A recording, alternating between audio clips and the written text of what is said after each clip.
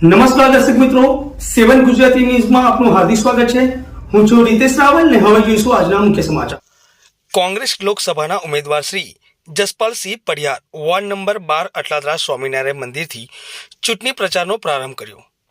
સમગ્ર વિસ્તારથી વાત કરવામાં આવે તો આજરોજ વડોદરા લોકસભા કોંગ્રેસ પક્ષના ઉમેદવાર શ્રી જસપાલસિંહ પડિયાર ચૂંટણી પ્રચારની ફેરીનું આયોજન અટલાદરા ખાતે આવેલા સ્વામિનારાયણ મંદિરમાં દર્શન કરી અટલાદરા ગામ તરફ જનસંપર્ક માટે નીકળ્યા હતા। તેમની સાથે ખૂબ મોટી સંખ્યામાં લોકો ઉપસ્થિત રહ્યા હતા, જેમ કે પૂર્વ વિપક્ષ નેતા ચંદ્રકાંત શ્રીવાસ્તવ, વિપક્ષ નેતા અમીબેન રાવત, પ્રમુખ ઋત્વિક જોશી, વોર્ડના પ્રમુખશ્રીઓ તેમજ કાર્યકર્તાઓ ખૂબ મોટી સંખ્યામાં ઉપસ્થિત રહ્યા હતા।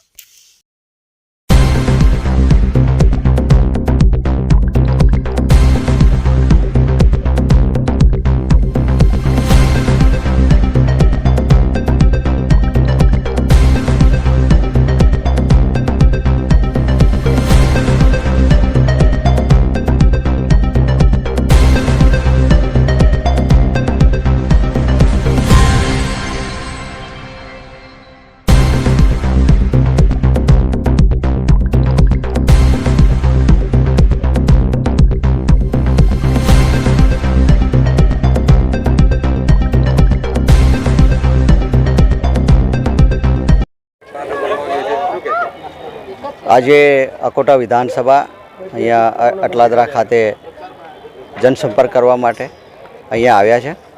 અહીંયાથી નીકળીને ગામમાં જવાના છે અને લોકોને જે રીતની પરિસ્થિતિ હાલની છે, મોંઘવારીનો માર જે રીતનો છે અને જે વર્ષોથી જે વડોદરાનો વિકાસની વાત કરવામાં આવે છે, પરંતુ વાસ્તવિકતા ખૂબ અલગ છે।